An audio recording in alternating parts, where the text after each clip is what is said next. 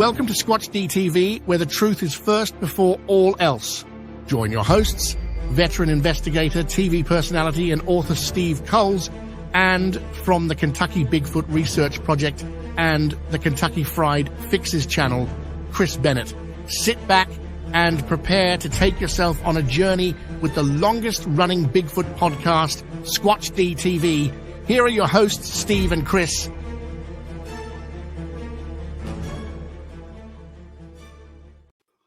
And good evening, cyberspace. Welcome to Squatch-D TV for today's date, May 5th, Cinco de Mayo, 2024. How is everybody doing? I'm your host, your guide, the Squatch Detective, Steve Kulls, along with my co-host right down there, Mr. Chris Bennett. How are you, Chris?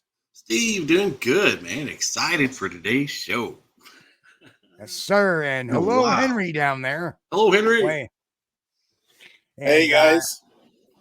Yes, we're looking to be strikeless by Tuesday. Tuesday is strikeless day. So, anyway, I'm going to leave it at that.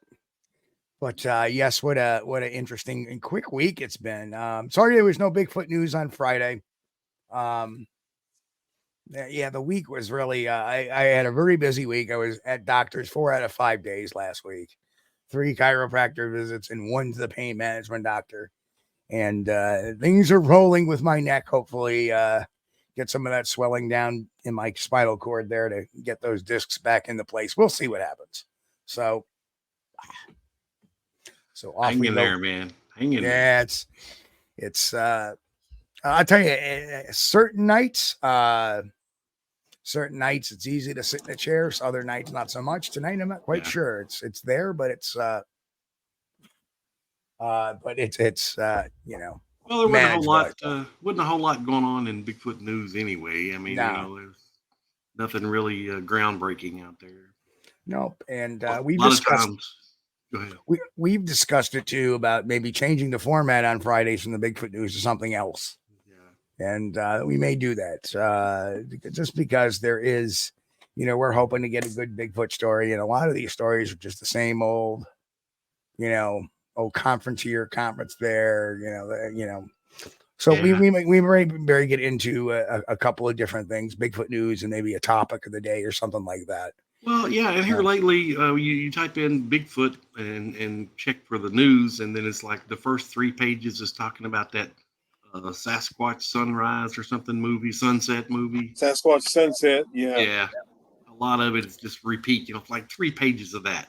Yeah. And then back when they had they released the study about, Bigfoot may be a bear. Well, when you start searching, about 3 pages of that, before you can find anything else. Right. Well, anyway, let's do our roll call for the night and get rolling with Henry here, because we got a lot to talk about tonight. Got a lot of ground to cover. A lot of people in here. Towards the end, I do want to cover Henry's other new topic now too, as well as that he's got the UFO corner going on. I want to talk a little bit about that as well. Very cool. And so there's a lot going on, and let's get to it. So first in tonight was Just Steve. Hello, Just Steve. Just Steve. Bristol in the house. We know Henry's here. He's next to us. Pete H, good to see you. Brian McMahon, finally on time, he says. Brian? We already mentioned Bristol. Jen, hello, Jen. Hey, Jen. There's Mick. There he is. He'll be popping in and out tonight. Nikki, Sasquatch Secrets. Hello, Nikki. Hey, Nikki. Bill, finding the trackway. Good to see you, sir. Tennessee Cherokee. How are you? Cherokee. Martin Stilts, good to see you. Hominid Academia, good to see you. Bigfoot Society, Jeremiah, good to see you, sir. Tom Connolly, good to see you as well, sir. Buttworm is in the house. Buttworm, hello. Jay Fritz, hello, sir. Hey, Jay. Arthur Watch in the house. Hello, Arthur. DM Zabo, hello. Welcome. Chuck Truther, hello, Chuck. That's our good friend Chuck from New Hampshire out there. Oh, hey, Chuck. Hey, Matt there from Central Florida Bigfoot. Good to see you, Matt. Matt, welcome. Little Kilroy was hanging by a thread. Little Kilroy. Helton, aka Faster Man, in the house. Angel Nolan, hello. Gary Johnson Angel. Sr. Here. I think we said Angel Nolan's in the house. Robert Den Duven is also here. Martin McTighe, good to see you.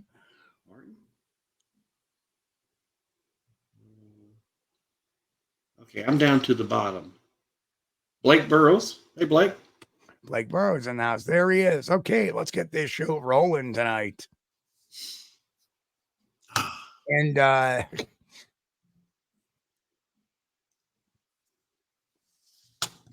Justine says no UFO stuff, please. Well, and that'll be towards the end anyway, because right now our topic is Bigfoot, of course. But I love all mystery. I love all mystery. Oh, I do too, but you know, this is a Bigfoot show. I get that. That's right. Also, cater to Henry because Henry's got other stuff going on as well, and we want to make sure we get that out there for folks who may have an interest. Sure. So there we are. All right, Henry, how you been, brother? Been good. So now we got a lot to talk about tonight, and for those who don't know you, you have been doing this a heck of a long time. You are have gotten the nickname the Bigfoot Encyclopedia by many in our generation of researchers. So tell us how you got started and why you got started and all that fun stuff. Well, it all started 48 years ago, 1976. I became interested in the subject of Bigfoot after seeing Andre the Giant as the bionic Bigfoot, the $6 Million Man. And I was intrigued. And then I remember I have a vague memory of seeing the old Monsters, Mysteries, or Myths program. With vague memory. And that was Rod with Serling. Rod Serling. Okay. Who was the one Yes. that was narrated by Peter Graves? That was Mysterious Monsters. Ah, gotcha. Wow, I didn't know that Rod Serling had a show like that. Right. Now, my dad had a book, which I was intrigued by, called Bigfoot, the Mysterious Monster. And I thought to myself, I was almost 6 years old. I thought to myself, what in the heck is Bigfoot? I've got to find out what this thing is. So I started checking out books from the library and reading books about Bigfoot. And it just became a fascinating subject to me. And I've kind of dropped in and out of it over the years. But I've really gotten into it, especially since 2004, when I really became a member of the online community. Right. And, of course, going to conferences has been a great thing as well. Started that in 2008, went to the Ohio Bigfoot Conference that year. I've been to the Pacific Northwest several times to different conferences. So it's just been fun. It's always fun to go to these events. I was unfortunate enough not to be able to go to the OBC this year. I wish I could have. But next year is always next year. Right. Yep. And if you haven't had a chance, if you can get to Hocking Hills, man, that is phenomenal. Except I don't think there's any close by airport. Huh. So I don't know. I don't know that part of Ohio. Blake, I can answer your questions. Yes, Bill Green is still around. He's on Facebook. So is Darren Richardson. I have Darren's book, Bigfoot and I, which is a really good autobiographical look at what he has experienced. Very interesting. Yeah. And Bill is now in an adult assisted living care. For many years, Bill even did a newsletter for a while, which was amazing. Which is amazing in of itself. But Bill was always like the goodwill ambassador of the Bigfoot world. Yeah, I remember Bill. He used to be on every show. Just about, he would be in the chat room, no matter where he went. You'd see Bill Green there. He sure would. So those are times gone by.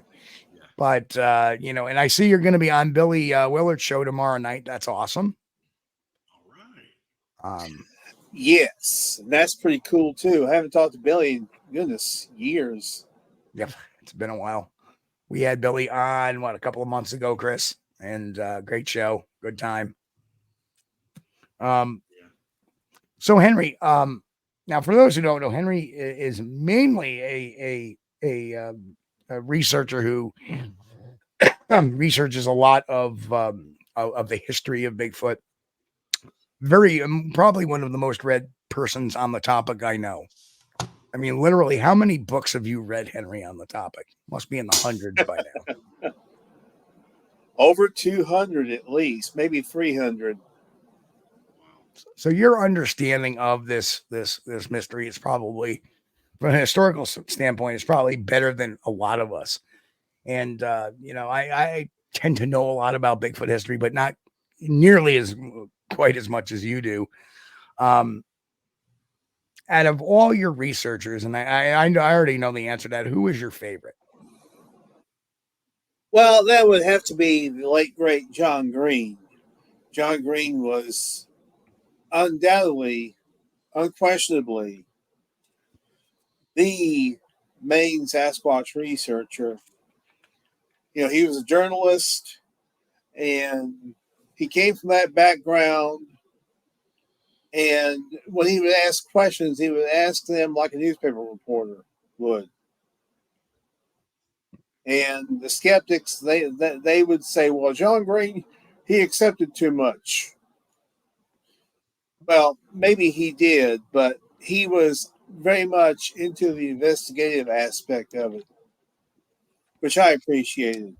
Yeah.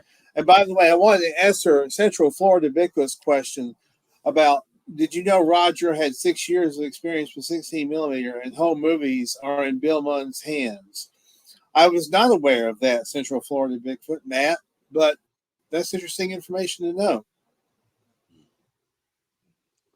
Which could even give more reason if he's had all that experience with that camera as to why he was able to manage to get some film off. Like a lot of people say, oh, how can he just happen to have that camera ready and yada yada. So there you are. And I see Volta BS and Tactical Bigfoot Research snuck in. There's Mike. and then there's Patrick Barron. It's a long time no see. Stephen Chris, I missed your podcast for a while now. I've been lucky enough to be in Peru, mostly near Machu Picchu, for 3 months hiking and sightseeing. Beautiful places. Awesome. Cool. Machu Picchu. Wow. And Matt says, we need to chat, Henry. And hey, Jeffrey Thomas from Jeffrey R. Thomas. Yes. Oh, yeah. Good to see you, man. He was at the OBC, apparently. Yep.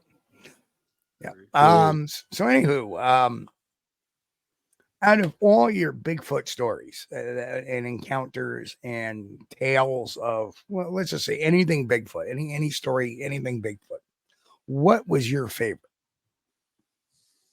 Oh, gosh. I can't really pick a favorite. I would say the William Rowe account is very, very compelling. Because basically this... Tell folks about William Rowe. This is a guy who knew what wildlife looked like. He knew his wildlife. He wasn't going to be easily fooled by somebody in a costume or mistake it for a bear. So this was a qualified observer of wildlife, according to one observer.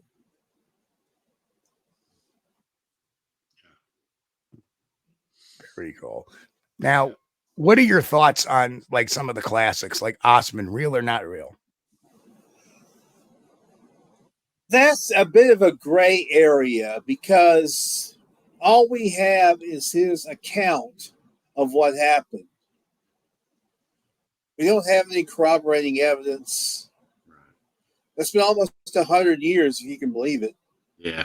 Yeah, it's been 1924. Yep. Yeah. 100 years.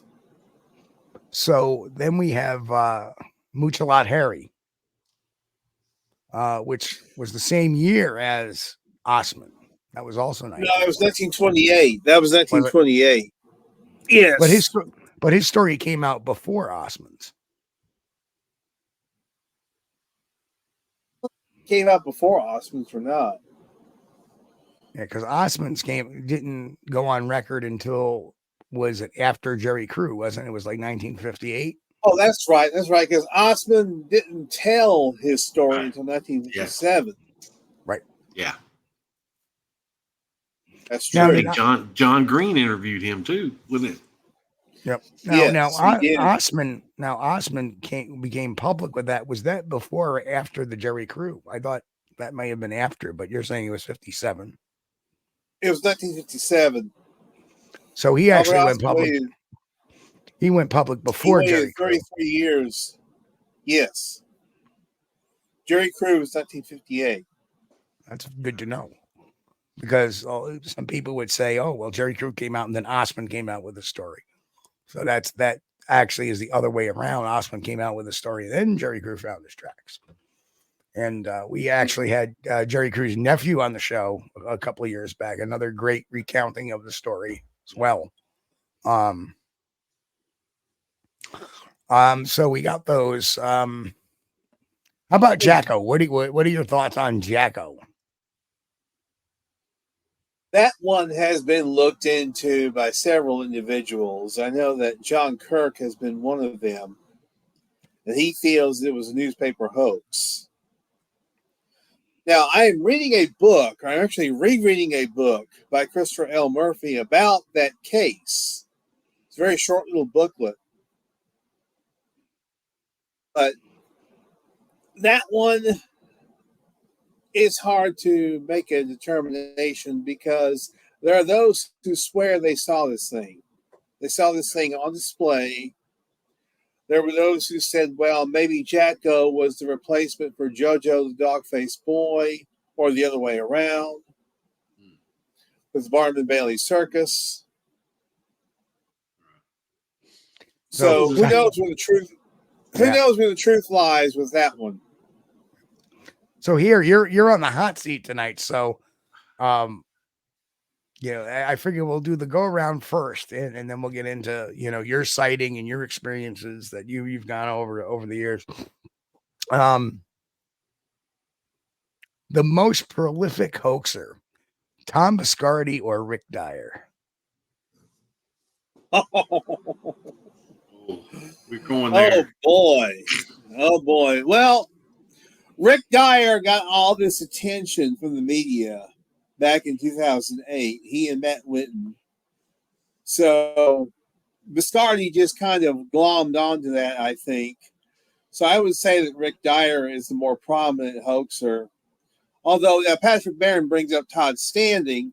Well, Todd Standing's pretty prominent too, but he didn't get nationwide, worldwide coverage like Rick Dyer and Matt Whitten did. So, yeah, but wasn't that worldwide coverage actually created by Biscardi by calling that press conference? Yes, I would essentially say that is true. Yeah, that would make sense because they were going crazy about Bigfoot in Japan back during the 2008 hoax deal. See, I always thought that Biscardi was the more prolific hoaxer. I mean, 2005 Stagecoach, Nevada, that made a lot of big ripples within the Bigfoot community and the coast to coast community as well. And then 3 years later, he emerges with nationwide. There he is, Centersfield being the mouthpiece for this crap. So I don't know.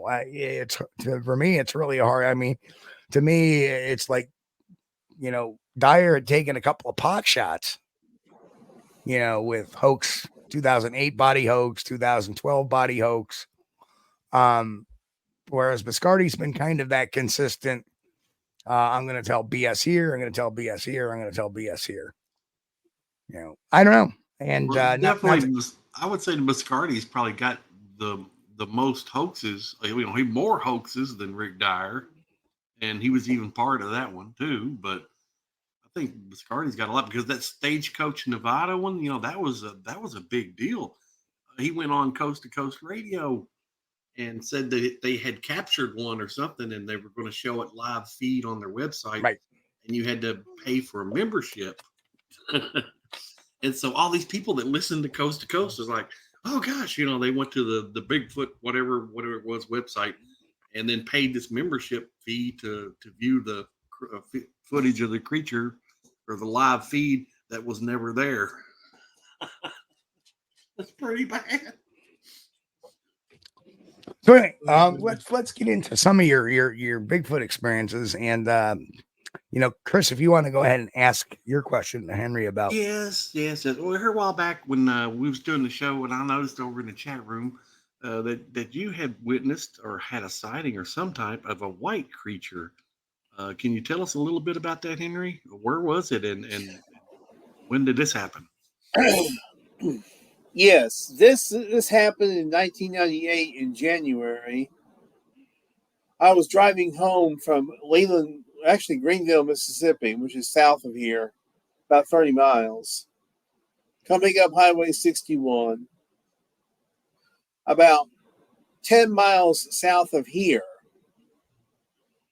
is where I saw this thing. And it walked across the road. I saw it walk across the road, but I didn't think much of it because it was pretty far away, about 150 yards away when I first saw it. Didn't think much of it. Then when I got to the point where it crossed the road, it was just standing there. It was only standing there as side profile. Never looked at me, never looked at the car. And it was a large, kind of a dirtyish, whitish individual. Don't know what it was. I think it was Sasquatch. But as I passed, I could see some massive muscles in its back. Very cool. And white. I just, and with it being a whitish color, it was pretty easy to tell the musculature in it. So that was pretty interesting and pretty cool. Did you, well, when you first saw it, were you like, were you second guessing yourself? Were you saying, wait a minute, no, that can't be. No, what is that? That's not, can't be. That's what I was thinking. Yes. Yeah. And even now, looking back on it 26 years later, there are times where I second guess it. Yeah. And I think, did I really see that? Did I? Yeah. And there are times where I have to come to grips with it and say, yes, I did. Right. And Steve talks about that concept in his upcoming book. That's pretty cool. Yeah, Donald Fuller. Look at this. Donald Fuller. Hey, Donald. Membership. Thank you, sir. Donald. Appreciate it. Thank you, sir. Yeah, the chat is hopping now. Who was a gentleman that was from Arizona? He always had his camper and he was investigating the Mongolian monster. That, I believe, was Mitch Waite, wasn't it? Yeah. Mitch Waite, yeah. Yeah, Mitch was on our show on our very first rendition of Squatch-D TV, which was way back when we were doing shows on the Paranormal TV network. We left Blog Talk for a period of about 9 months to go to this Paranormal TV network where we could actually live stream stuff so we could see people's faces and stuff like that. Yeah. And unfortunately, the powers to be there decided they wanted to do other things, and that fell by the wayside. Yeah, that was a really good platform too. That's when we first got into we could do videos and share the videos with people while we're doing the show. I love that. It did have some drawbacks. We did have a producer that liked to butt in at times on the show. That annoyed the hell out of Chris. And we weren't really completely in control of everything that went on during the show, which kind of is annoying to me. And but right now we are on the best platform we've ever had. So don't feel like Big Brother's watching now. Right. Yeah. Unless, of course, you're from Utah. Okay. Anyway. So, Henry, how did that sighting first affect you? Did it make you get that much more interested in Bigfoot, or did you want to kind of peel away from it? Like, No, it definitely made me want to be more interested in it. It kind of, you might say, sparked the fire in me, as it were. Yeah, because before then you were kind of the subject was a side subject then, and then when after seeing that kind of inspired you to get more involved, did it not? It did. Now you for those who don't know, Henry has had the opportunity to get out and kind of visit different areas, and one of the areas that you visited was the Janice Carter farm. And Yes. tell us about your experiences there.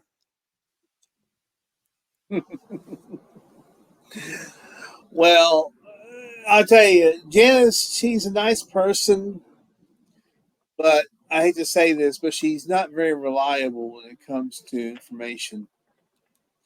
And I'm not going to call her a hoaxer. I'm not going to say she's a hoaxer, but I think she's got a very active imagination. We'll just put it that way. So when you say active imagination, what were some of the things she was saying? I mean, aside from Bigfoot knocking in the door asking for garlic. Cup of garlic. Well, she was essentially saying that. Well, no, the biggest one was she and Steve Abney claimed and swore up and down that Fox, the Bigfoot, followed us from Janice Carter's property all the way to the Ohio Bigfoot Conference, was there at the conference wearing a bib overalls and a straw hat. And I'm like, what? Well, yeah, I wouldn't classify that as a hoaxer. She may actually believe some of the stuff that she was talking about. Well, yeah, here's the interesting thing. Did you find, you said not being reliable, does that mean she had inconsistencies in her story a lot of times? Indeed, she did have inconsistencies in her stories. So the difference between somebody that's delusional and somebody that's outright hoaxing is that the delusional person's stories will usually remain consistent because that's how they're seeing it in their mind. Whereas the hoaxer, their story will change and evolve and not be consistent. Mm-hmm. So understand that's how the mind works. If you're delusional, that's your truth, what you're seeing. So it should remain consistent. And, even though what they're saying, you're looking at it and like, no, that's not a Bigfoot there, but they're saying, yes, that's the Bigfoot. And they're consistent with it throughout. That's delusional. If they're lying, oh, well, it was over there. Oh, no, it was over there. Now they're hoaxing. So you got to kind of look at it from that aspect of the mind, is that the delusional person will be consistent, but the hoaxer will not be consistent. So I don't know if that changes your thoughts on the whole entire situation. It's kind of like the person that I arrest for stealing stuff that claims to be a kleptomaniac. And I go, well, do you go to your parents' house and steal stuff? Well, no, then you're not a kleptomaniac, because a kleptomaniac can't help themselves from stealing things. Right. And then they're like, oh, and then they realize they've been caught in their own trap. Just like the person that claims to be delusional. Well, maybe it's just my mind. Well, your story hasn't been consistent. First you said it's here, then it's there. That's purposely misdirection. And we've seen that before. I think I recently, I'm having a deja vu because I wasn't really expecting to talk about this, but I mean, there was a case that, we thought maybe the person was delusional. Just this New Hampshire case where, well, maybe the guy's delusional. No, I don't believe he's delusional, because we go here and he says, no, the sighting's down there. And we go down there and he says, no, the sighting's back here. That's purposeful misdirection. Yeah. But, when you got somebody that honestly believes that the Bigfoot followed them from Tennessee to northeast Ohio for the weekend. South Ohio. Well, kind of middle.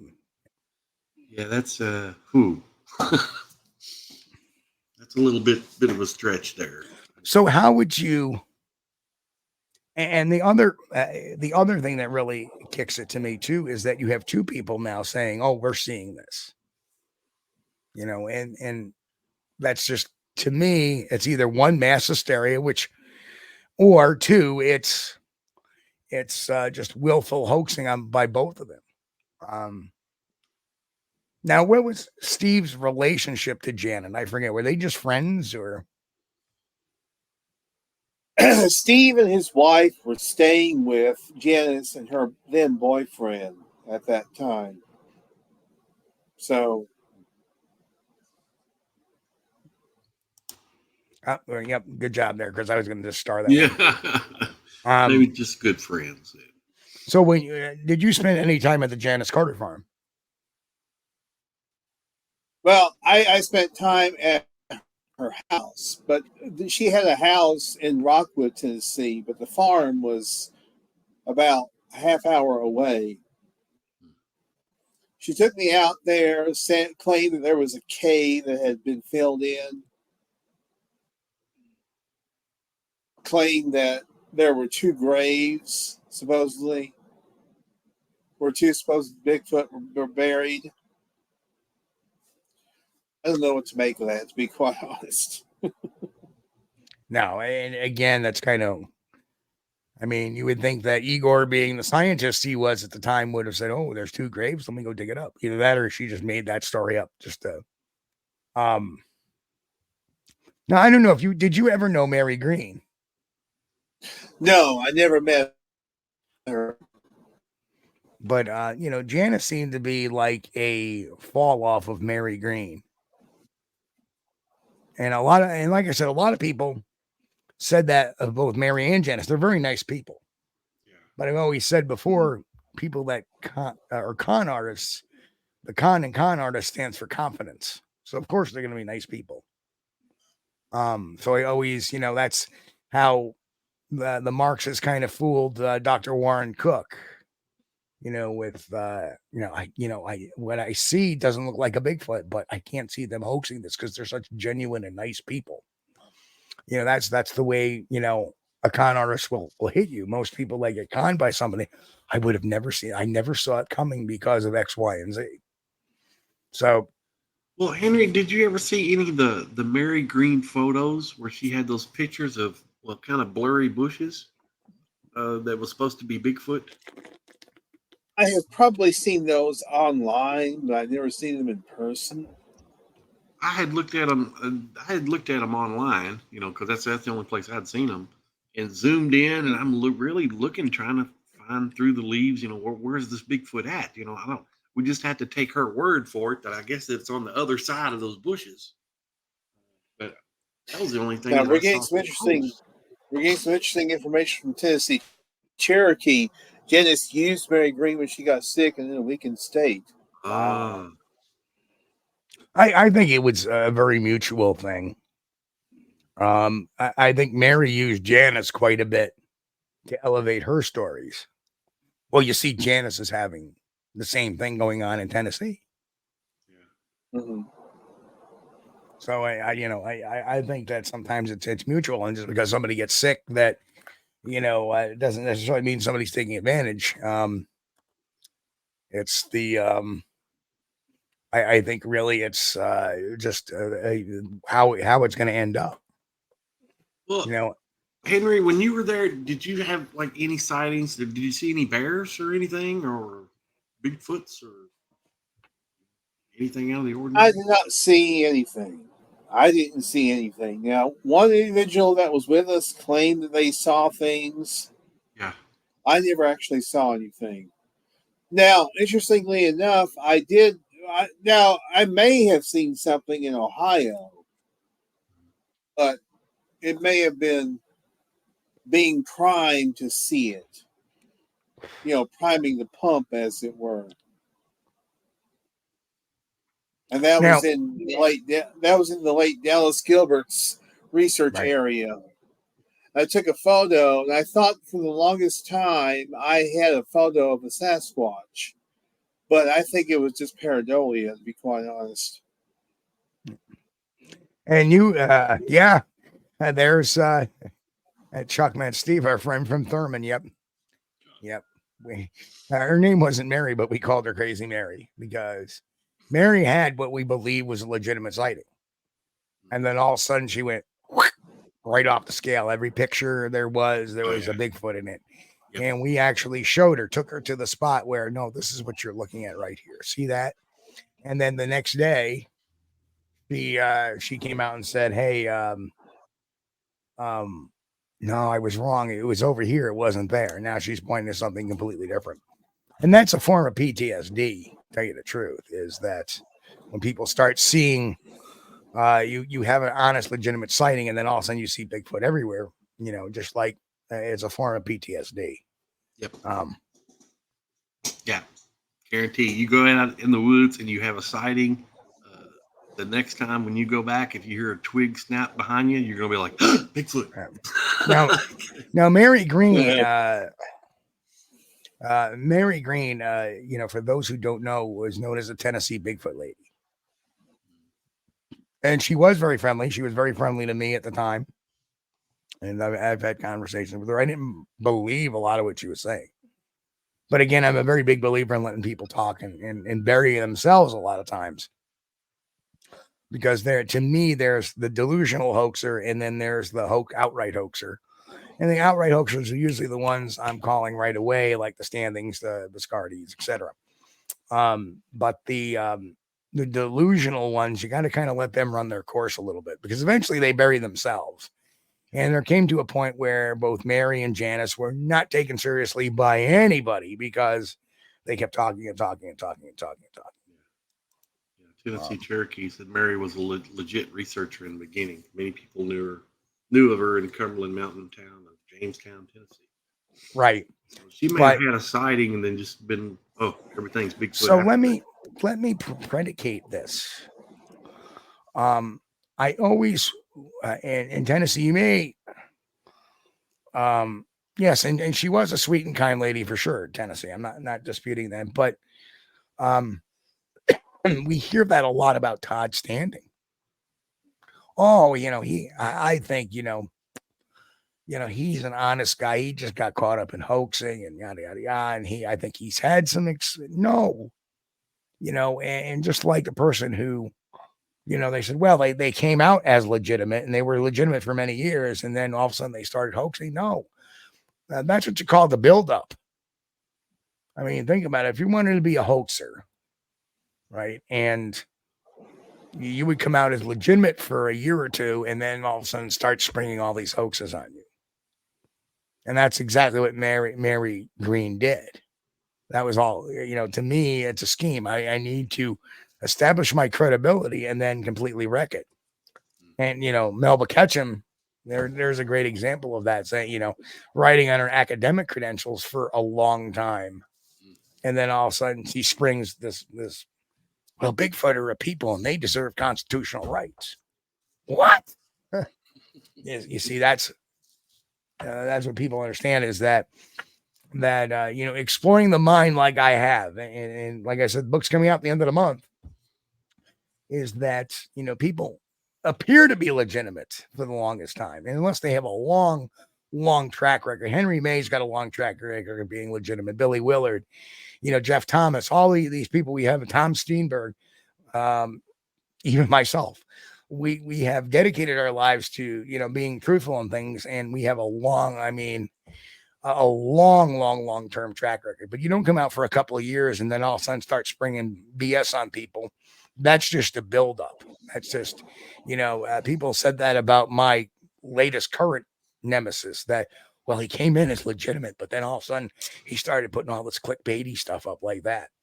No, I think that the original intent is, I'm going to do this, but I need to first establish some BS credibility, and then I'll start putting stuff out here, and that'll make me more believable. And for some of the people, it is more believable because of that. So always remain focused on the overall picture, not necessarily the specifics. Like, don't take somebody's whole career path. If they've been a liar for 8 years and they only were legitimate for 1 or 2, guess what? Guess what? They probably meant to build that legitimacy based on that first couple of years.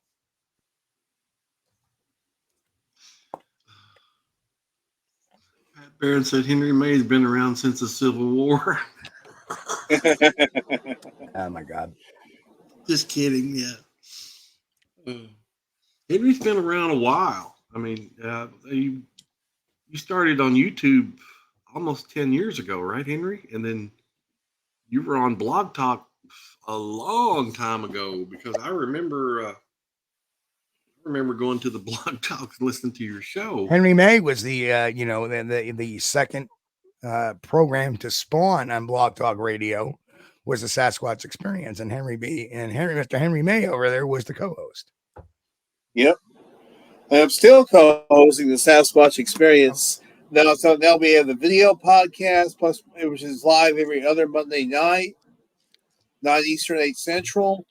Plus we have it on various platforms as a podcast. And we would love to get you two guys on. Anytime. Oh man, just him. Chris doesn't like doing interviews. Steve is Steve is the face of the deal here. I'm just the behind the scenes guy. But I appreciate it though, Henry. And hello to Hear Something Lurks. Hello, sir. Good to see you.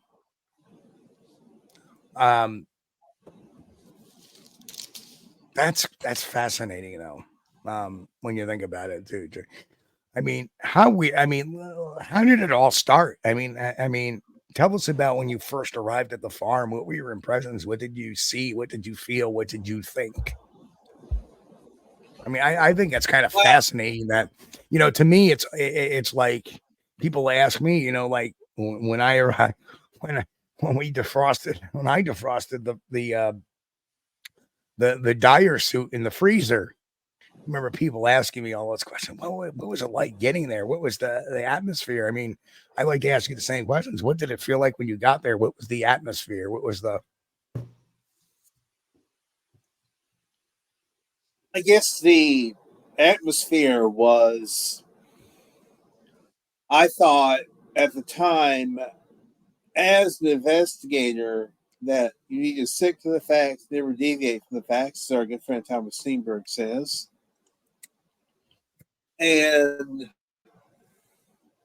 I looked into it, and she claimed to me that the barn had Bigfoot poop in it. We never did get to the barn, though. Too far away. according to her, or according to you? According to me. Ouch.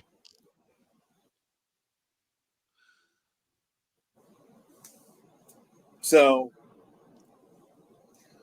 I guess the atmosphere was, I thought there might be a chance that there might be something legitimate there. But when there was no evidence whatsoever found, I just kind of, I thought, well, either she's delusional or she's hoaxing me.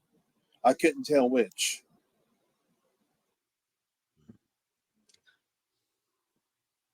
And to answer Cryptic Crystal, I'm going to put this up here. So you want my opinion? My opinion is he's a latcher on, and he's latched on to the wrong guy, and he's full of his own self-ego.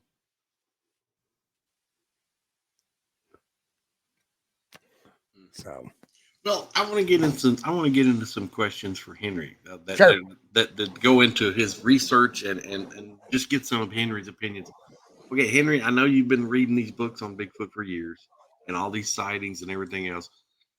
Do you have an opinion about what Bigfoot, the creature, may be in regards to something else, or What's your opinion on this thing? Do you think it's like a man, or do you think it's like an ape, or what? Just lay it on us. Well, I'm going to go along with Cliff Barackman when he says they're Sasquatch. They are a Sasquatch. They are a form of primate of some sort. But I think that whatever they are, we'll find out eventually, I'm sure. But for now, to me, they're Sasquatch. They're not anything. They're not ape. They're not man. They're just Sasquatch. I know a lot of people will go to the human thing. They say, "Oh, well, it's just a race of humans that's wild and living in the wild still." And then there are other people say, "Oh, well, no, they're not humans. They're some kind of ape or something." But let's keep in mind, humans, biologically, humans are apes. So whether a human or ape is irrelevant because biologically we're all primates. Right. And Nikki just dropped a note saying that Henry and I used to do several shows together, like Finding Bigfoot After Show and Real or Not Real. Yeah, that was cool, Nikki. The Finding Bigfoot After Show. Oh, that's a good idea. Well, it was. Yeah. I don't know. Maybe there should be an Expedition Bigfoot After Show. Oh, man, I don't know if I can handle that. Have to stock up on the blood pressure medication. Yeah. Chimpanzee DNA. Okay. I don't think Bigfoot's a chimpanzee. What do you think the most compelling?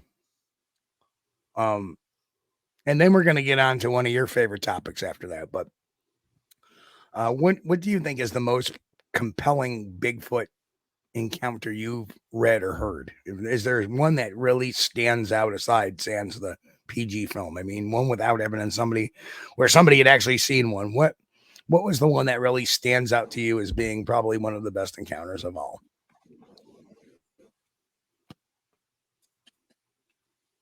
Well, I'm going to say that the siege at Honabi is an interesting one because you had multiple people shooting at these creatures. And then they said that there was blood, but they never collected it. Now, if they collected it, there might have been something to find there. Unfortunately, the problem was it was raining, so the rain might have an effect on the collection of the DNA. I don't know. Right. Yeah, it would. Yeah. Well. Yeah, that was very interesting. The siege at Honabi, this family, the Humphreys family, they were having apparently Bigfoot raiding their deer lockers and running off with their down deer. And I don't know, I guess they were trying their doors and stuff and reaching in windows and stuff like that, similar to what was going on in Fouke, Arkansas, for a bit, except there wasn't just one or two, there was a number of them. And they used to see their eyes shining as they would spotlight the area on their back porch. And apparently they called in the BFRO. And after the BFR left, they heavily criticized the BFR because the guys were scared.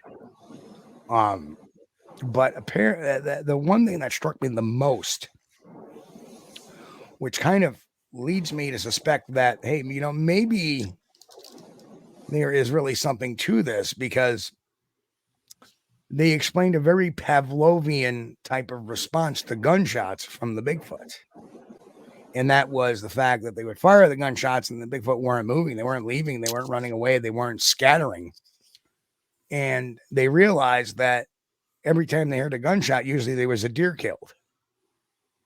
So the Bigfoot put one and one together that if they heard this gunshot, that means the dinner bell's being rung. Let's go out and grab our deer and go. Because a lot of times the Humphreys would go out to find their deer killing, and we Like, look, there's a drag mark. It's been dragged off or it's been carried off. There's where it fell, but it's gone. Where to go? I'm sorry, Jay. I used the word Pavlovian. So in case where that word comes from, in case people don't know what Pavlovian is, a reference to Dr. Pavlov, who, if you've ever heard the story of Pavlov's dogs, and what they would do is they would ring the dinner bell and feed the dogs. Ring the dinner bell, feed the dogs. And eventually they did that for about a month. And then one day they just rang the dinner bell, and they noticed that when they rang the dinner bell, the dogs would start to salivate in expectance of getting that food. So that's what they call the Pavlov experiment. And Pavlovian, Pavlovian response is a similar where something is responding to an external stimuli that's not expected, and they're having this response. Kind of like there was an experiment with frogs and lights too. They would they would do something with these frogs and light a light, and the frogs would do something. Although I don't remember it specific, but that would be an example of a Pavlovian experiment, is getting a reaction of something. You could do that with your goldfish too. If you got goldfish, shine a light on top of the water, then drop food, and then do that for a few days. And then next time you just shine the light and watch the goldfish, they'll start coming up looking for food. Right. Well, if you notice that the reason why goldfish in a tank come to you a lot of times is because it's feeding time. Here we go. Yeah. Right. Oh man. So that explains what Pavlov did. There's been some really interesting science experiments, and I love Jane Goodall on how she habituated the chimpanzees was to give them apples and try to get to interact with them and get them closer and closer, and then start to interact with them, because primates as naturally are social creatures. I mean, we are social creatures. I know a lot of people think that Bigfoot's like a solitary creature, but it's been the experience that all primates, they need that socialization. Otherwise, it causes some mental defect at times. So that's right. That's right, Mike. Yes, that's right. You look at that ice cream counter and Oh, I have a weakness for ice cream and milkshakes. I love that stuff. Milkshakes. Malts. Oh, yeah. The good old vanilla malt milkshake. Oh. So, Henry, tell us what book are you reading now, Henry? Yale and the Strange Story of Jacko the Ape Boy. Jacko. Okay. What happened to Steve? So that's going to be the one that details Jacko. Yes. Any good books that you could recommend? Well, definitely John Green's Sasquatch the Apes Among Us. I can definitely recommend that one. Jeff Meldrum's Sasquatch Legend Meets Science. If you can find them, both of John Bennett's books. Grover Krantz. Any of Grover Krantz's books. I like Grover Krantz, man. He's one of my favorite dudes. I found out later that his bones, after he died, he donated his bones and his dog's bones to the Smithsonian. I think that's where his bones are now. Yeah. Yes. I've never seen it in person, but I've seen a picture on the internet that shows his skeleton fully assembled, standing there with his dog's skeleton right next to him. I think he had like a wolfhound or something, big dog. But, he had Irish wolfhounds. Yeah, he had Irish wolfhounds. Donated his body to science. I want to donate mine to science fiction. You and me both. Oh man! I remember he thought the office assistant needs a payment. Oh well, Lester's got a good question. I don't know how did he get the name Jacko? I don't want to know. Okay. Oh, Lester, I see where you're going with that.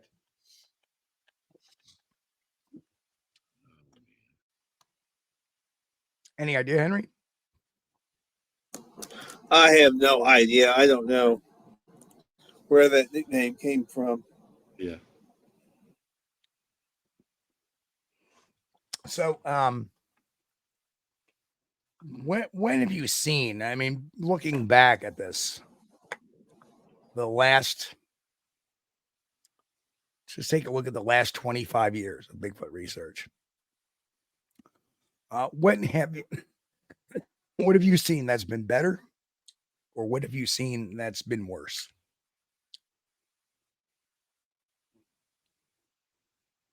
The internet has been, you might say, a mixed blessing. It's a double-edged sword, you might say. On the one hand, it's a good resource for reports. On the other hand, it's a bad resource for all kinds of hoaxing and nonsense going on. Thanks, Jay. Thank you, Jay. Appreciate it, man. I was just granted another membership. Woohoo!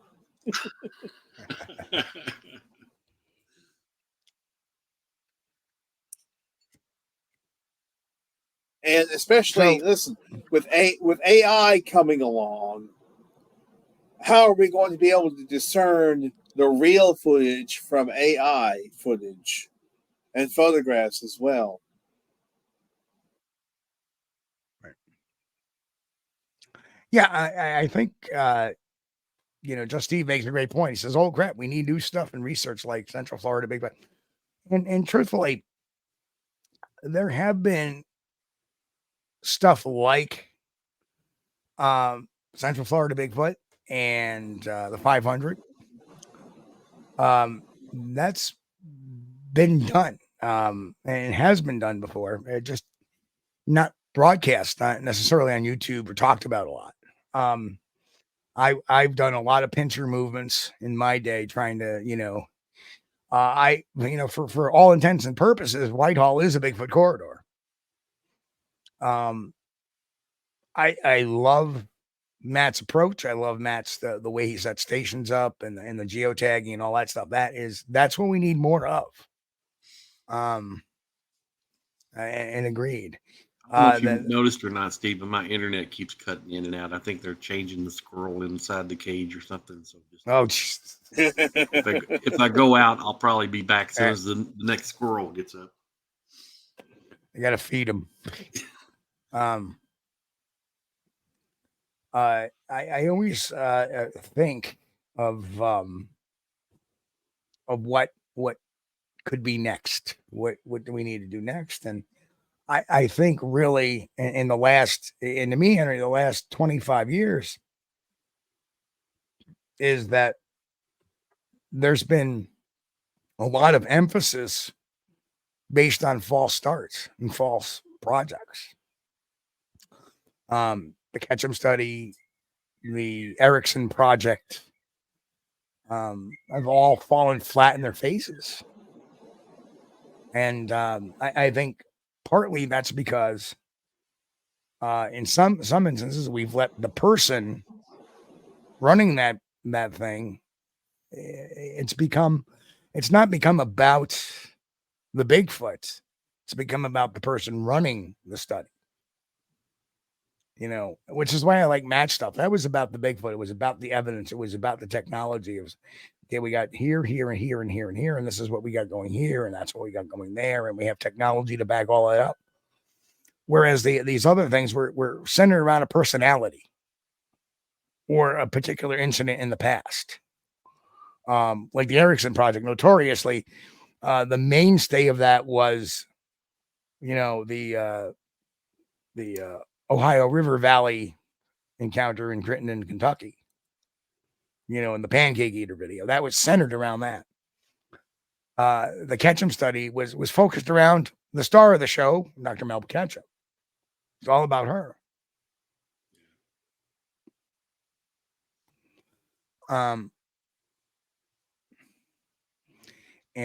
So we do have some questions, don't we, Henry?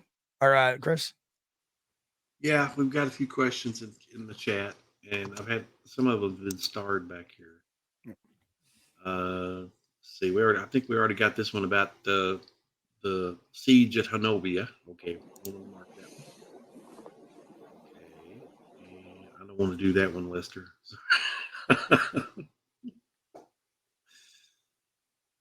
Okay, finding the trackway says,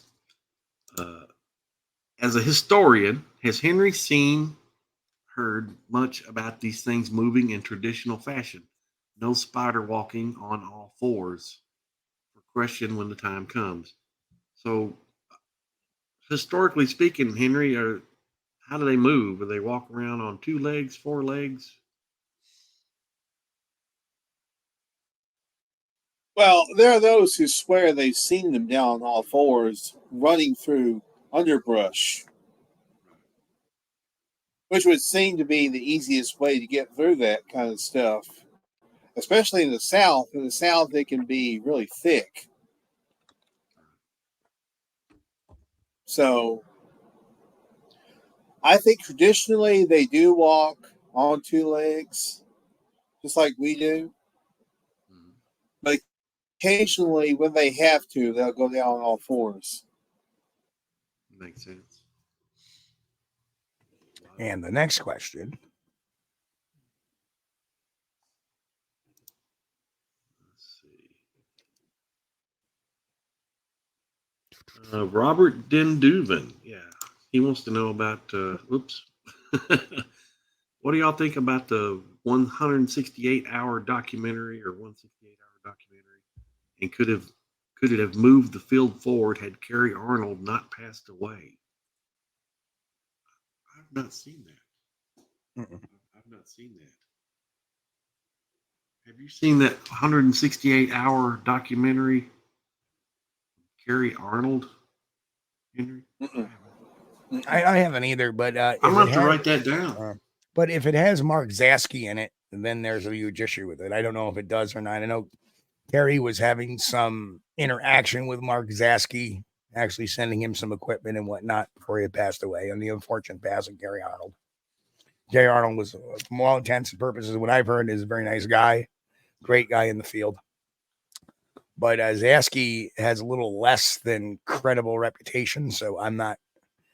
Well, I haven't seen that. I haven't seen it advertised. Of course, it may just not be available on my services that I use, but usually in the wintertime when we're like stuck inside because it's like 9 degrees outside, I'll stay in and watch Bigfoot documentaries. And a lot of times I'll watch the same stuff I've seen for years. And if something new comes out, I'm like, oh, yes, great, But I've not seen that one, but I have written it down, though. And it was 168 hour. I'll just search for Kerry Arnold Bigfoot documentary and see what I come up with. That's the Bigfoot research. Or Central Florida Bigfoot does say, yes, unfortunately, it does feature Zasky. And that is an issue then, because Zasky is the guy who claims that he has Sasquatch blood in his own veins, that his ancestors were crossbred with Sasquatch.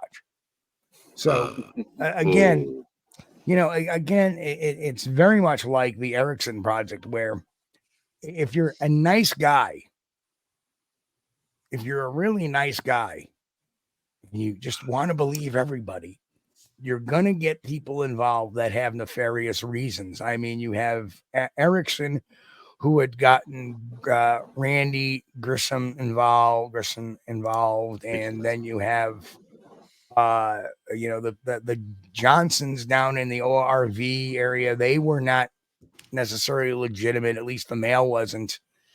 The male Johnson, I forget his first name. Roger Johnson. He wasn't necessarily a legit guy. The whole pancake eater video showing it to them didn't look really legit. And then you have Erickson getting involved with Janice Carter, again, somebody that's not necessarily where they were looking for. Janice, let's admit it, she was looking for a payoff, and for many years she had gotten a payoff from Erickson, but Erickson wasn't buying her property. Erickson was just giving her a monthly stipend for using her property. And I don't know if you knew that, Henry, that Janice's property was part of the Erickson project. I'd heard about that. And when the that's why Janice, after 2008, had eventually left the farm. I think she left the farm in what, 2009, 2010, somewhere there, somewhere around in there. Yeah. And that's because when they had the real estate crunch in 2008, Erickson was a real estate mogul. Yeah, I owned Odysseus Properties or something. That was the name of it. It belonged to Odysseus, British Columbia. And when the real estate crunch hit, money became very tight for him. So he had to cut Janice off. And because of that, Janice couldn't afford to live where she lived, and she moved on. So Erickson was more or less making her payment on her property rather than buying it. He made the payment. But I guess what I'm saying is, when you're too nice of a person in this field and you have a big project going on, you see how nefariously over the years, people have attached themselves to legitimate research studies that really fouled them up. And I think the Erickson project was a huge example of, Adrian Erickson, who probably wanted to do the right thing, wanted to do good, and was just, number one, naive to the way the Bigfoot community is. And two, a nice enough guy. Okay, yeah, I'll do that. Not realizing that he's being taken for a ride. And I think, unfortunately, Kerry Arnold may have been the same way with Zasky. I mean, anybody that clearly looks at Zasky, looks at his history and stuff like that, would be like, oh, I'm not going to have this guy part of it. But for whatever reason, Kerry was like, oh, well, I'm a, non-judgmental guy, being a very nice guy. Let him in. And that was a detriment, unfortunately. And unfortunately, I think eventually Kerry would have realized that. And that would have been interesting to see how it turned out. But unfortunately, Kerry was tragically lost in a motor vehicle accident. And that's very unfortunate. Yeah, Cryptic Crystal said Zasky used Kerry Arnold for money and credit in the community. I'm sure he did. And we've seen that happen before. And Jay added something here I want to jump on real quick. Jay Fritz said that sighting in Crittenden County, Kentucky was just a few miles from my sighting. Just found that out 30 years apart, though. Right. Very cool. I mean, was there activity at the house? There may have been. It was very interesting that I had actually interviewed the next door neighbor to that residence. And they too had encountered some very interesting activity, although not really seeing one. But she claimed to be putting bacon out, a couple of times a week. And she'd come back and the whole bacon plate would be, the bacon plate would be carried off for about 5-7 yards, and the bacon would be gone and not a spot anywhere around. One day she didn't, something, banged very hard on her house.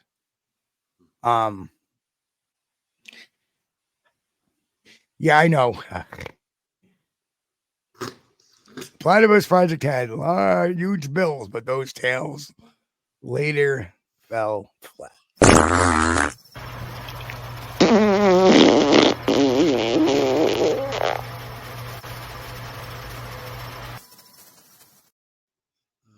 Trackway. That was pretty good. That was pretty good.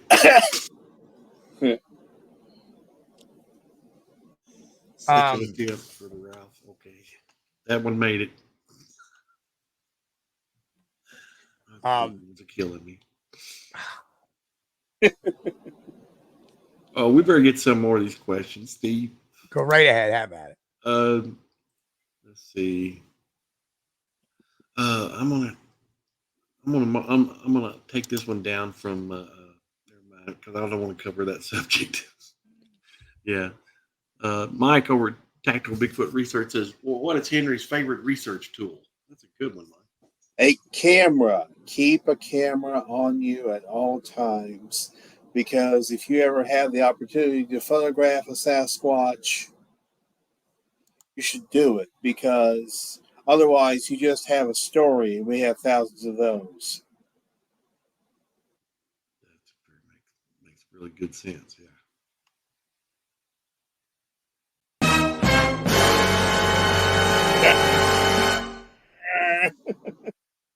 Next call. Next question.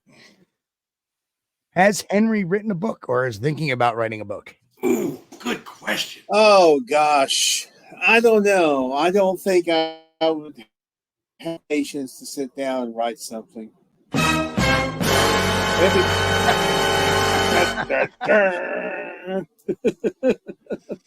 Oh man, It would be cool, but no, I don't think I have the patience. oh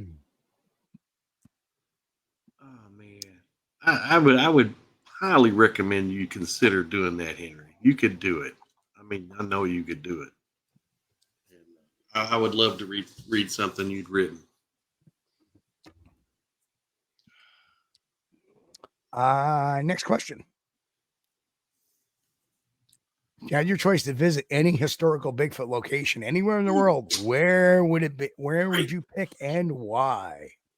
Oh, Alex, good one. I would want to go to the Ruby Creek site in British Columbia because the historical aspect of it. I mean, a lady and her kids, they see this thing. It frightens them enough to where they have to leave their house. They come back later and there's a whole barrel of dried salted fish scattered all over the place. And there's footprints. That wouldn't have been such a credible story, except that a man that John Green already knew and respected, who had been the high school custodian at the time, Gustav Tifting, had seen these creatures, or had seen this thing, these footprints, one on one side of a CPR fence, one on the other side. Also, it crushed down some potatoes in the potato garden, as well. And plus, a deputy sheriff from Bellingham, Washington, had made a cast of a Sasquatch footprint there. Unfortunately, the cast broke, but he made a tracing of it, which John Green had in his possession for many years. Yeah, I think too. I agree that that's one of the more credible sightings because at that time, who's going to be hoaxing? Okay. This was like what, the 1940s, something like that, Henry. 1941. The Chapmans, yeah. I don't think there was a lot of Bigfoot hoaxers back then. No, I don't think so.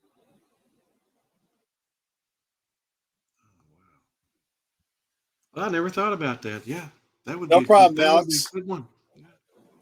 So Hey, Jerry. Yep, Jerry's in the house. Buckwas crew. Buckwas crew, yeah. I met Jerry in 2011 at the John Green tribute.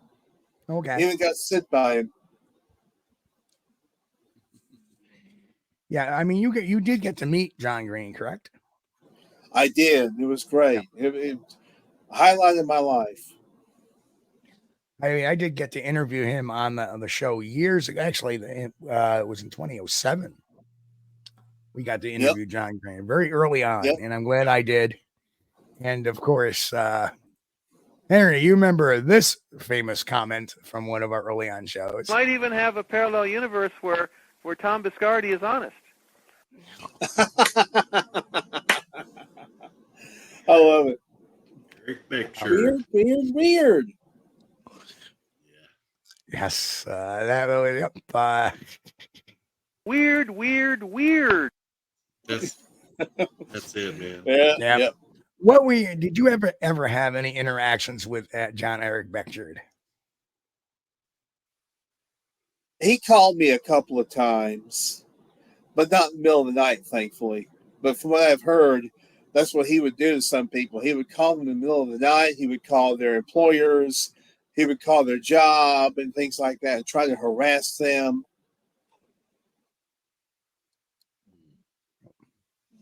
Yeah. Did you ever have any constructive discussions with him? Not really. No.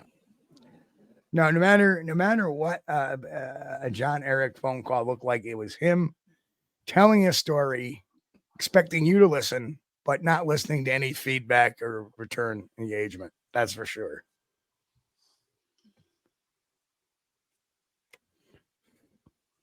I remember him saying there was a hiker or a Bigfoot seen wearing, looking all mangled and, frazzled, and it was wearing human blue jeans and a t-shirt on the side of a road. Yeah. And my response was, Henry, Eric, that wasn't a Bigfoot. That was a hippie. Yeah. And he wasn't going to have that. No. He didn't know what to say to that, to tell you the truth. Oh, that's a good one from Finding the Trackway. Finding the Trackway says, was Henry's possible sighting near Salt Fork? I understand if he can't elaborate. Oh, no, dear that Lord. That was here in Mississippi. That didn't happen in Ohio. But I think he's talking about the one that you thought you may have seen something. Was that in Ohio? Oh, no. That was...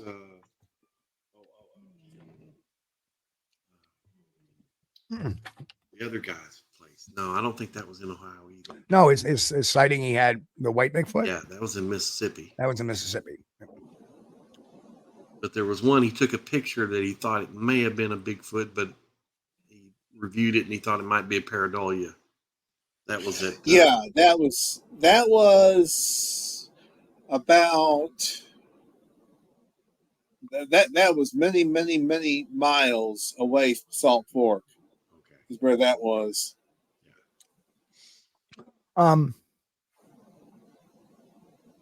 What was your take on Renee DeHinden, or as John Green would call him, Rennie?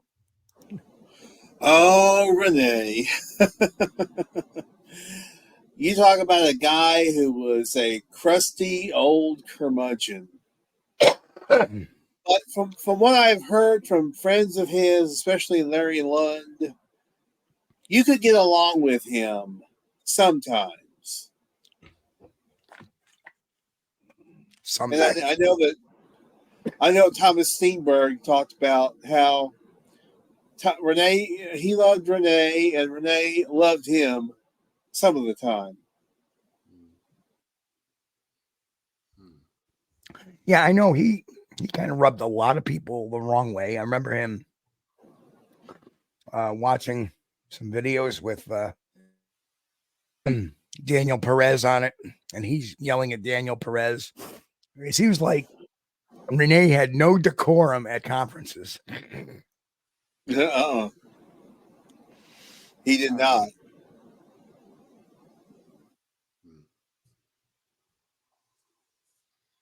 Steve, sounding rough there, bud. Yeah, it's okay. Did get you a drink? Right. But one of my favorite quotes is from Renee. It's everybody has a right to their opinion, but nobody has a right to be wrong about the facts. If you don't have the facts, your opinion is of no value. Right. That makes sense. Yeah. Yeah, and I agree with that. Yeah. Well, yes and no. I mean, it depends what fact. I think Renee was probably your social media guy before social media. I mean, people would have facts, but if he didn't consider them facts, they were just your opinion. I really think that, Renee would be the guy that would argue, and not necessarily, in this particular instance, but like me saying, or you saying Bigfoot's a primate. Well, what facts, where's your evidence to that? Well, it's this, and this. This is the reason why I believe it's a primate. Well, it's just your opinion. And I think that's the way Renee would carry himself off. Although he did shoot his frustrations off at the proper people, like James Kawani Lapsaritis, who the Hendon blows a gasket video on Sasquatch Archives channel where he freaks out at Daniel Perez. I know. We'll check that out. Alex, what was Daniel talking about at the time where he blows the gasket? I forget. Was he talking something about the Patterson film, or was it the Freeman film? Or maybe it was something completely else. But I watched it a while ago. Yeah, it's worth the watch. And Renee is being totally disruptive. And yeah, it was the Patterson Gimlin stuff. And you know, had it been anybody else, I think in the Bigfoot community, he would have been tossed from the conference. Like, excuse me, sir, you need to leave. You're being disruptive to the speaker. And unfortunately,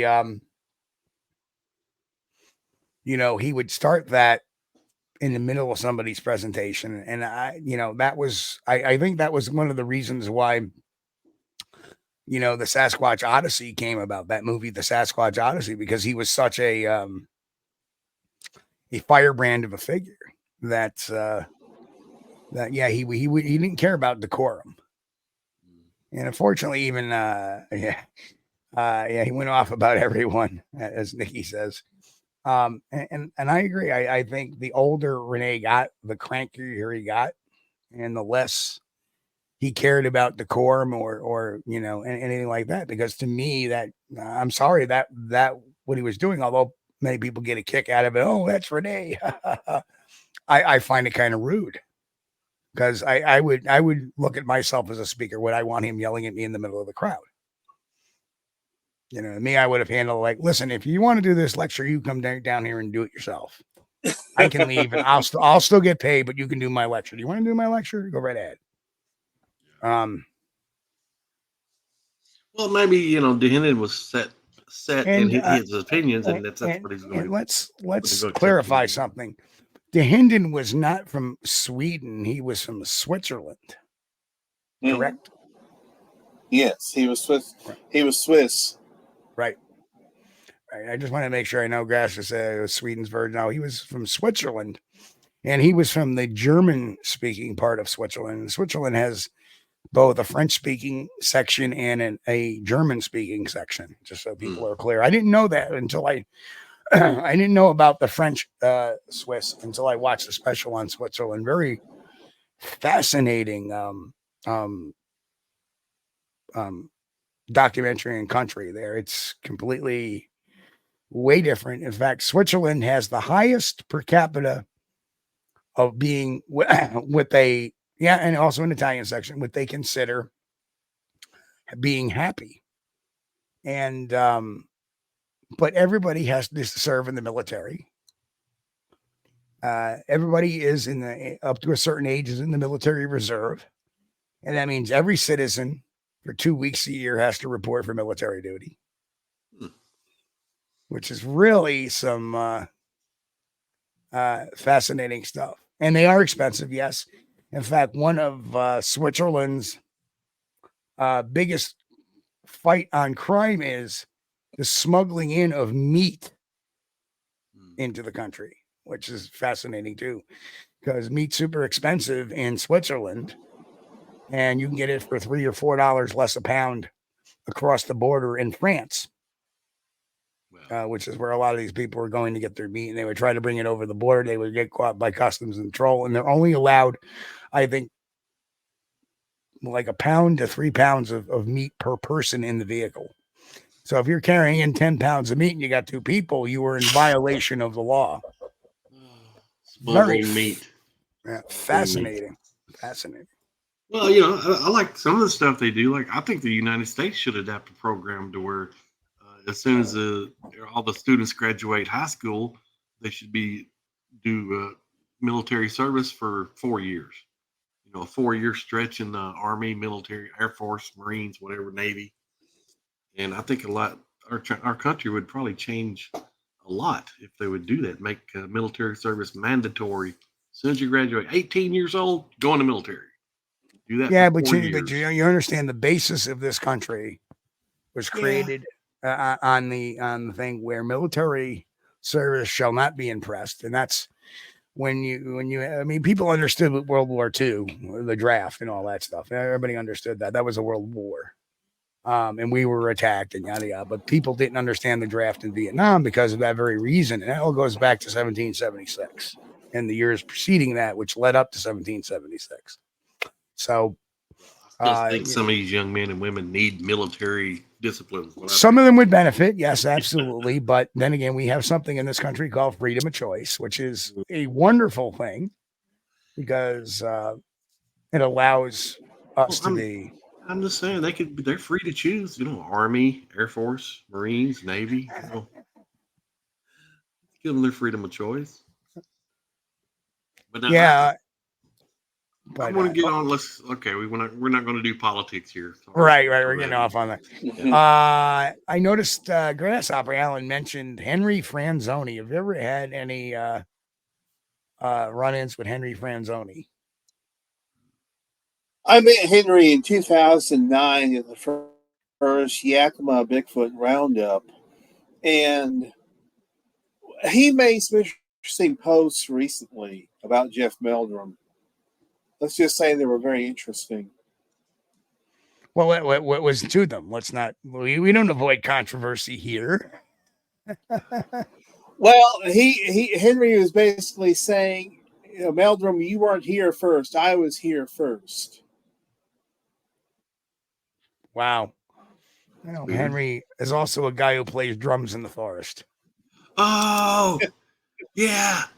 That's that guy that started out playing drums out in the forest. Okay, I've seen that guy. And he was also the guy who said that Ape Canyon was named after the Fred Beck incident, which it was actually named after the St. Helens apes that used to frequent that area.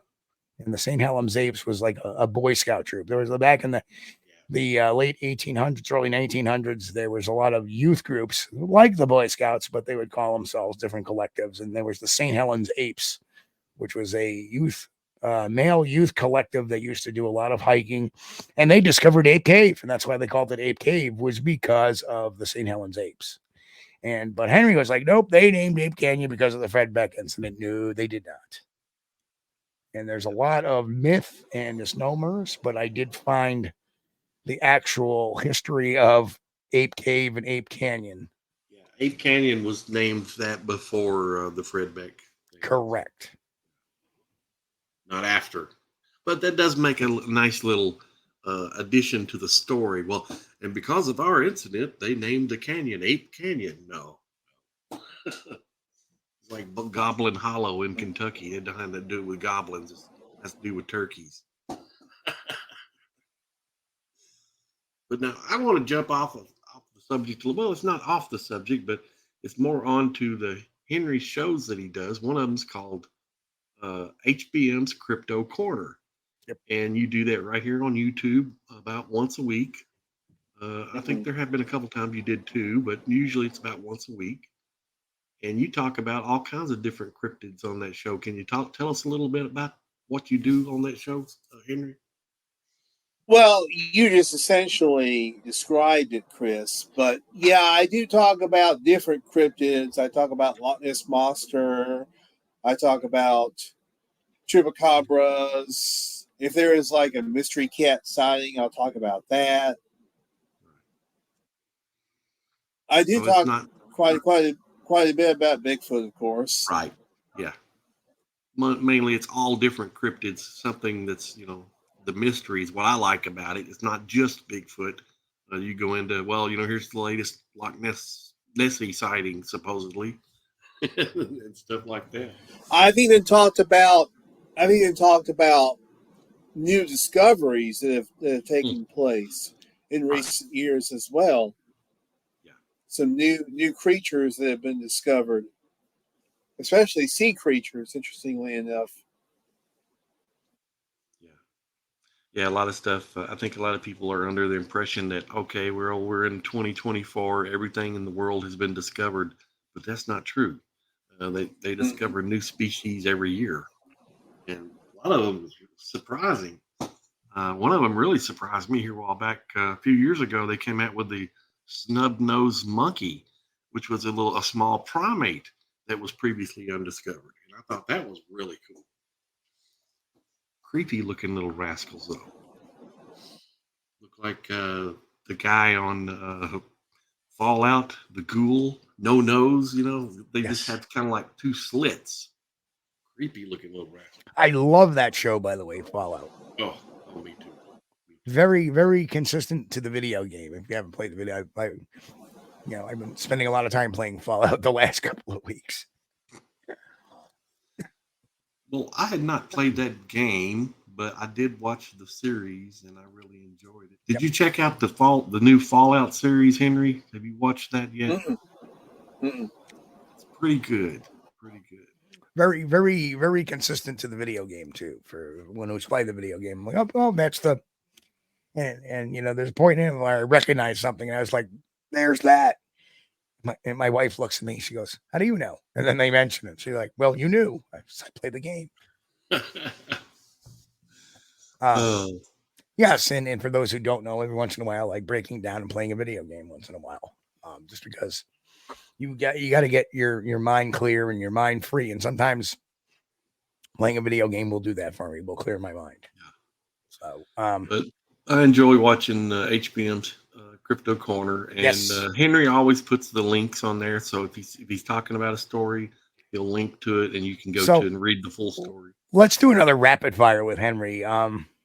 That's right. Waiting for the death clause. Yep, absolutely, Kaiju Ninja. That death clause. Yep. Or the Mirelurks. The Mirelurks too. They're pretty nasty. Henry, what is real or not real chupacabra? Well, that started out as an urban legend, and it's kind of just grown into. Now there are witnesses down in Puerto Rico who swear they saw this thing, and it had spikes down its back, red glowing eyes, short, clawed hands. So who knows? How about the dog man? Now this is going to be a bit controversial, but I think the so-called dog man is misidentified Bigfoot. In a lot of cases, I tend to think that is number one. And number two, I think a lot of it may just be paranormal, might be apparitions or manifestations. But Kaiju Ninja asks, how about the platypus?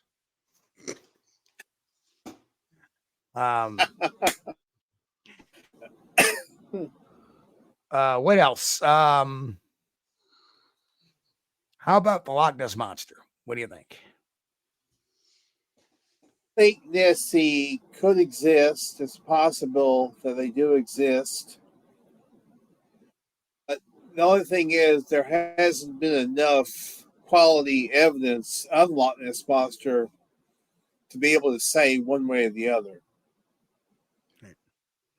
Now, here's the interesting thing. And I was in Loch Ness in 2011. And one of the biggest things the detractors of Loch Ness will tell you is there's not enough food in the loch for a creature to grow. But yet they have plenty of salmon fishermen in that loch. Plenty. And they are not very friendly. For example, here we are in the boat, and our own captain warned us about it, was that we don't want to get too close to the salmon fishermen. They get kind of angry. And we actually had a salmon boat chasing us, looking for a fight from us. And I was all about it. I was like, okay, let one of these MFers get on this boat. They're going to get right into the loch. Yep. And as Mike said, seals can get to Troy. Every once in a great while, we have a seal that comes up the Hudson River and shows up around Albany or Troy, New York. Wow. And we just had that happen last week. There was a seal that decided that all of a sudden you're driving down the road, and all of a sudden on the abutment of the bridge, there's a seal. Yeah. Like, how the hell does that happen?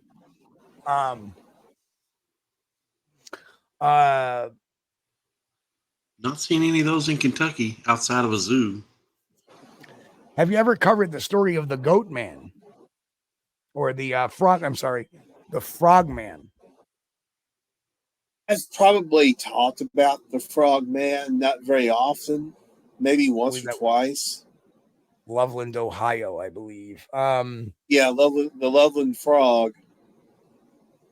And of course, the lizard man. Oh, Lizard Man, Bishopville, South Carolina. I think I've covered that a little. Been down Interesting there. case. Been down there. And I believe some of it's a misidentification, because the very first person who had the sighting of the Bishopville Lizard Man described a tall bipedal hairy primate. And when asked, it saw the palms of its hands, and he said they looked very dry, almost lizard-like. And that's how the Lizard Man mantra came out. And then it just took legs of its own. I met the sheriff at the time, Liston Truesdale, who had the original Lizard Man tracks stored. And they were very obviously made up. Same toe splay. You could see the dowels in the marks of the casts. So you have these people that just want to, even a law enforcement officer like a sheriff, just wants to avoid the obvious there because they're so brainwashed. Like, oh my God, I can't believe, not looking at your own cast evidence sometimes, or looking at things like that. And I found plenty of tracks that I said, nope, that's not real, or that's not a real track. That's a fake. And because you got to get over, it's like the same people that look at a picture or a video or something like that and don't bother looking at the story, and they're trying to determine the reality of this based on the picture or the video, instead of looking at the story and basing it upon the story of how it was created. And the same goes with footprint evidence. You get a footprint, you may not have the who, what, when, where, and why, but you kind of anyway with the track itself. And once you cast it, you start looking at it. If you're like, oh my God, I got a track, you're not going to see the fine detail. Like, well, maybe that's a dowel, and maybe that's, and why is the toe splay the same on all these tracks? So there is a distinct difference that people have that natural guttural reaction to go right to what's right in front of them instead of looking at the fine detail. Yep. Very true, Don. Whereas, but anyway, I was there for the Dogman incident that happened back in 2008 with the Rawsons, and their truck had been eaten up, and I get down there. I actually meet the current sheriff, and they already said they had sent some blood out for DNA testing. And I look at this and I go, it's a canine. It's a dog. Well, that's what we're thinking. But why do you think that? Well, number one, I know the Dawsons didn't create this. A lot of people were accusing them of hoaxing this and making tool marks. There wasn't, because for every maxillobite, there was a mandible impression underneath the bumper. So something was latching onto it. And the teeth were round like a canine. And I said, open up the hood, and inside the engine compartment, in the header bolts, the recesses for the header bolts, there was cat hair. So what had happened was the cat got up in the hood, and then the dog was going after the cat, and the cat hid underneath the car in the engine block. And that's what it chewed up. Of course, about 3 months later, I got a message from the sheriff at the time, and the blood had come back as canine. Poor little dogs. Try to get into that cat so bad. I don't know what's going on with my, I have Alexa routines built into my lights. Mm-hmm. And for whatever reason, I shut all my routines off, but it's still in the routine and will not stop the routines. And it keeps shutting my office light off. AI controlling you. That's like, anyway. So yeah, I think that, that the Lizard Man originally was identified as a Bigfoot, but the sightings have been so few and far between that I don't think there's much to it, except that they're now trying to capitalize it on a Lizard Man festival, since they deem the Cotton Festival as being racist. So they transitioned into a Lizard Man festival. So I guess it's the community's idea to keep that Lizard Man alive and well. So Henry, out of all the cryptids that you look into, and I know you look at a bunch because I do too, we seem to have the same interest on a lot of stuff. Which one do you think is the most plausible to be in the United States right now that really could exist? In the U.S., Besides Bigfoot. besides Sasquatch, Yeah. there is always a possibility that Champ is real. That's the Lake Champlain monster.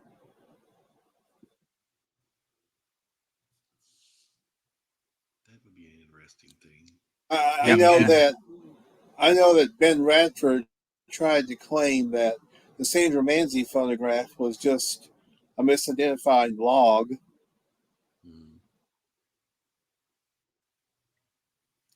Well, that's interesting. And I respect Ben Radford, but I don't agree with him. Yeah. And that's some of the problem that I think about the Loch Ness photo. Usually you'll get a photo from Loch Ness instead of a video. And in this day and age, it seems like to me that if people are going to see something in the Loch Ness, rather than snap a picture of it, they would get out the old camera or the old video camera phone and make a video of it so we could actually see some movement or something. I actually debunked the Preston photo on Loch Ness while I was actually on the shoot for NatGeo's Truth Behind the Loch Ness Monster. And hang on a second. You know what it is? Sometimes I have the fan blowing on me, and that makes me cough more than anything else. I don't know why.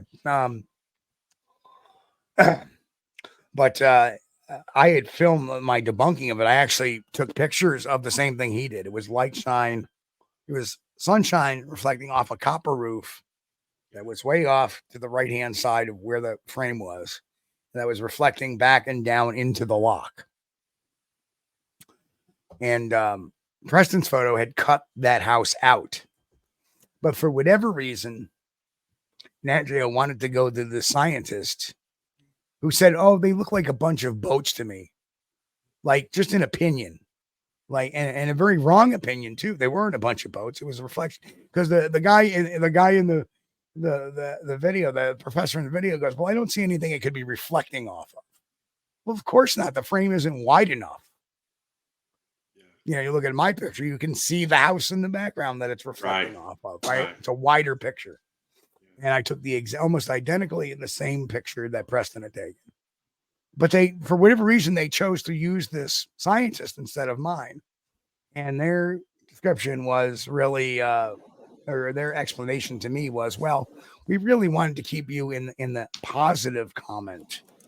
And Hollywood does not get that to be deemed credible, you need to be in both columns, not just one. Because people look at that, that guy is always going to say it's real or it's interesting or it's like that because he never debunks anything. When actually I was very present there debunking the Preston photo. Well, they did some of that editorial deal to where they could make a program. Where the show did make me look like a rock star, I will admit. I really felt cheated because they didn't show my debunking. Not only is this guy a rock star, but it would have added to my credibility is what I'm saying is, and they don't get that. They don't achieve that concept. They want straight good guys and bad guys, not some guy who'll call it down the line like he sees it, saying, hey, you know what? This is not real. And then people would get the impression, well, see, this guy is legitimate because he's not saying everything is Loch Ness Monster. Just like in this field, I don't say everything is Bigfoot. Right. I don't know why Hollywood or, it goes through the producers' minds in LA that think that we need to stand on one line or the other. That's not the way investigation really works. That's not the way science really works. That's the way fiction works. So, Henry, let's talk about, we got 14 minutes left of the show. Let's talk about your other new venture, your UFO corner. What made you want to tackle that topic? Well, I've been fascinated by UFOs for a long time, and I may have seen one back in the 90s as well. It was just a big light in the sky. It was about 2 hours before sunset, so it wasn't a star. And it was cloudy that day, too. And it was just sitting there in the sky. It wasn't like a helicopter or a plane or anything like that. Right. Same thing. So it's So a I very thought, similar thing. Yeah. Yep. Wow. So a very similar thing in Vermont. Blue sky, sunny day, and there's this bright light in the sky that's just kind of sitting there for a little bit, and then it would move a little bit. It would come up, go down, and then eventually we watched it fly off towards Rutland. And then half hour later, it came back. And then it was there for about 10 minutes, and it just blinked out. It was gone. But anyway, I digress. Wow. Go right ahead. Well, I decided, I thought, I like the crypto corner stuff, but I want to expand, and I want to try and see about doing UFO corner. So I figured, what the heck? Why not give it a shot? Right. There's nothing wrong with mystery. I like mystery. Right. All mystery. You know, there are, I think there are like the same types of factions you have in the UFO community that you have in the Bigfoot community. As you have this group that, you know, oh, there's like these 5 types of aliens. There's the grays. There's the lizard people. There's the ones that look like us. There's this, there's that. To me, it's like, you know, it seems very polarizing. The only people I really kind of believe now is the, you know, I really was a follower of George Knapp. And, Cryptic Crystal. well, thank you, Crystal. Thank you so Thanks, much. Crystal. Well, we appreciate that, Crystal. We all try to keep you straight on the narrow path. That's what we try to do here on this channel, and that's really important to us.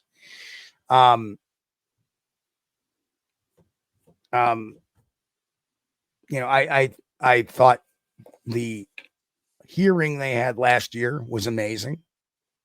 To actually have, you know, David Grush and the 2 pilots come forward and talk about their experiences and stuff like that. I thought Grush was very interesting and phenomenal, and he certainly has the military pedigree.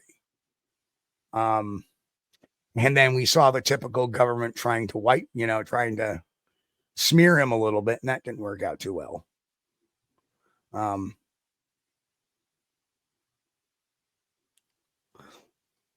But what's your thoughts on Grush and that whole committee meeting or that Senate hearing? Or I'm sorry, the House. I didn't really see it, but it sounds interesting. And if the government is, well, I'm pretty sure the government is covering up UFOs. Oh, you gotta. I also think that You got to watch that hearing because Grush will explain how they're trying to cover it up. Yeah, you definitely have to watch that Senate hearing, and you'll get a whole. And the funny thing, or the House hearing, and the funny thing is sitting behind Grush and the 2 pilots, and don't forget the 2 pilots were directly involved with those videos they released, the gimbal and the Tic Tac. The pilots that were there were the actual pilots that were involved in that. And sitting behind them is Knapp and what's his name? I forget his buddy's name there. But you got to watch that, and I really strongly suggest that make that one of your first things to do tomorrow morning is watch that hearing. It's only about 3 hours, but you get a lot of great testimony from all 3 of them. Very fascinating stuff. In fact, some of the stuff they asked Grush, he said, I can't disclose that, but we have to go to a special closed door meeting for me to disclose that information because it involved top secret information. So really, really, well, I wanted I wanted to answer a question. I think it was from Kaiju Ninja about the Patterson Gimlin film, what I think of it, and Right, Helen. also what I think of any current videos. As far as the Patterson Gimlin film, I am 70-30 that convinced that it's real. That it's an actual Sasquatch. And Yeah, that's a as far change. as That's a current, change in number. Yeah, it used to be very, very solid in that area. Why they draw back a little bit now? Kind of curious. well, there have been, you have the timeline issues as far as they get the film on a Friday, they send it out, it gets to Seattle on Saturday, it's processed, and then on Sunday it's out the attic's basement.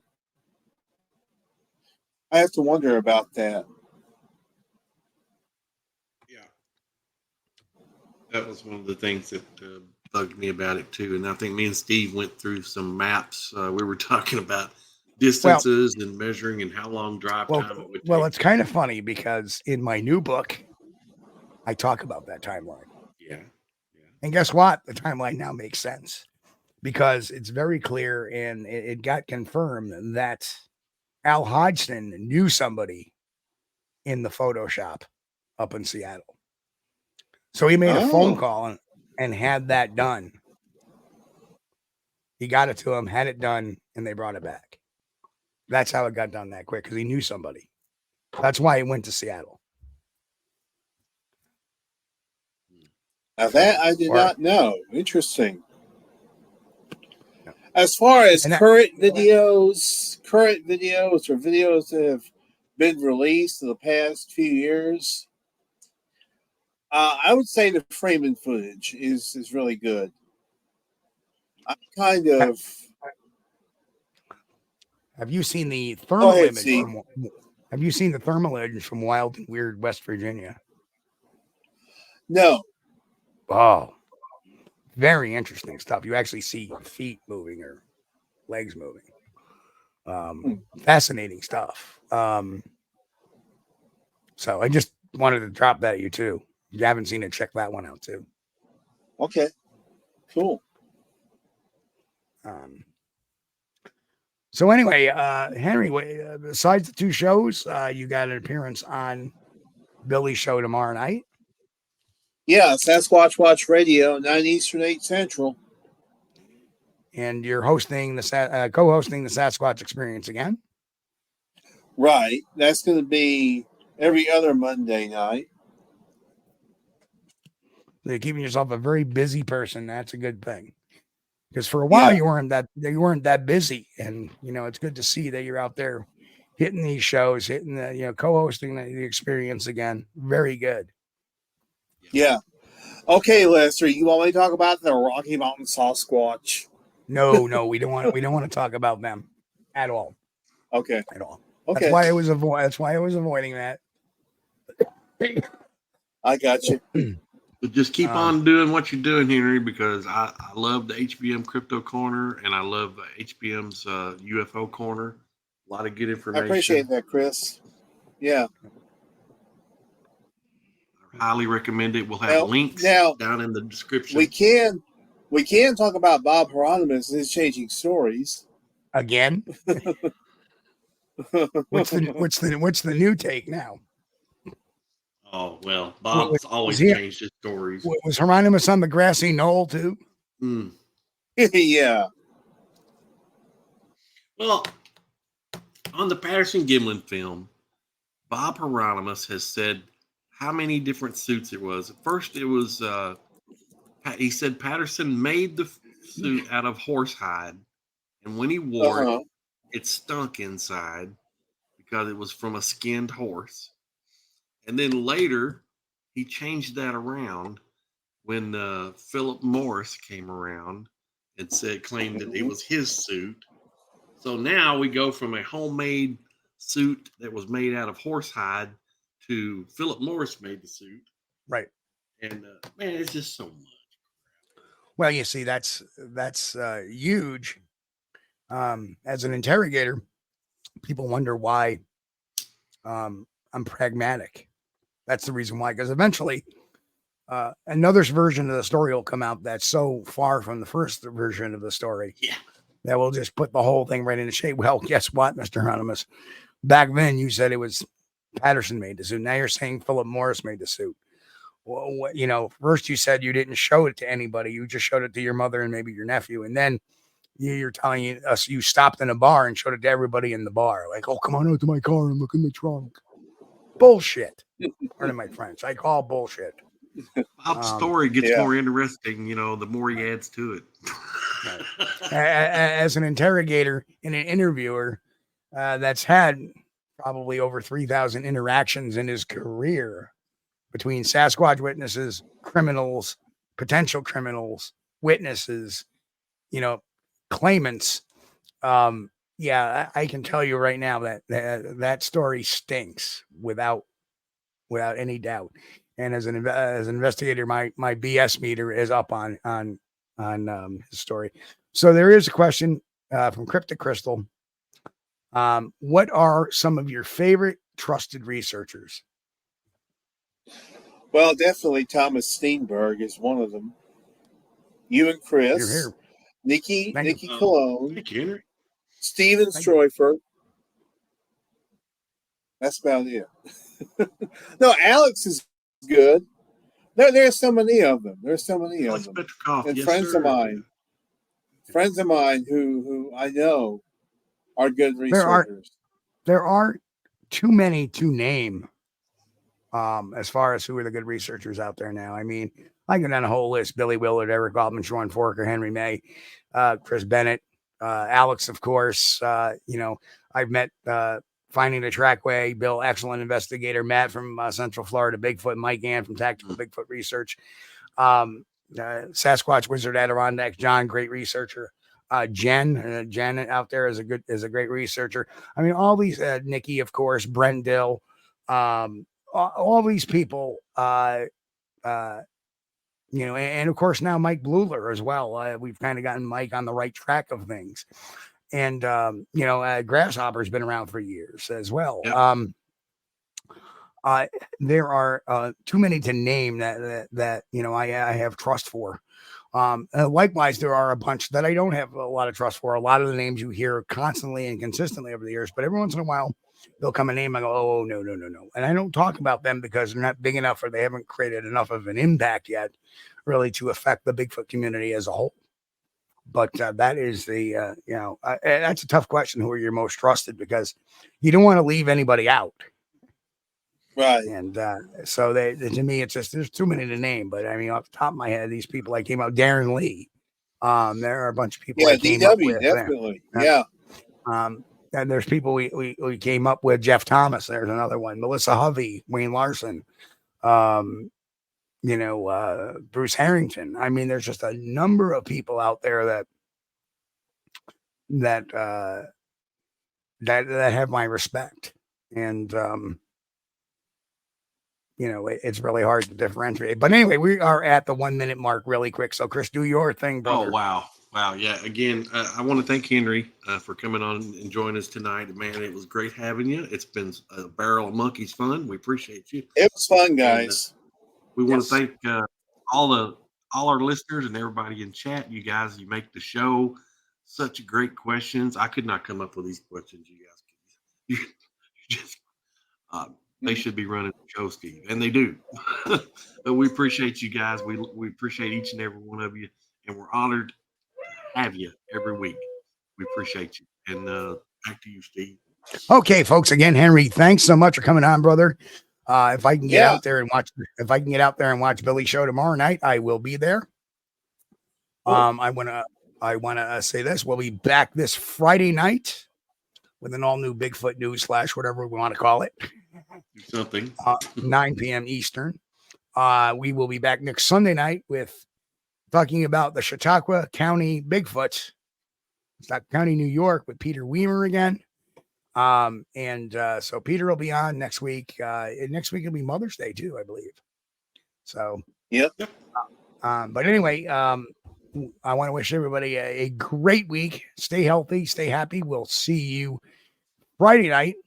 On behalf of everybody here, again, God bless. We'll catch you all this Friday night. Peace out. We thank you for being here with us on Squatch-D TV. If you haven't taken the time yet, please hit that like button and subscribe to the channel. And oh yes, hit that notification bell too. We don't want you to miss anything. If you really like our content, you should consider becoming a member, and it's really inexpensive and a great way to support not only the show, but honest Bigfoot research. Everyone have a great week. Be safe and God bless. We will see you all here next time on Squatch-D TV. Keep on squatching.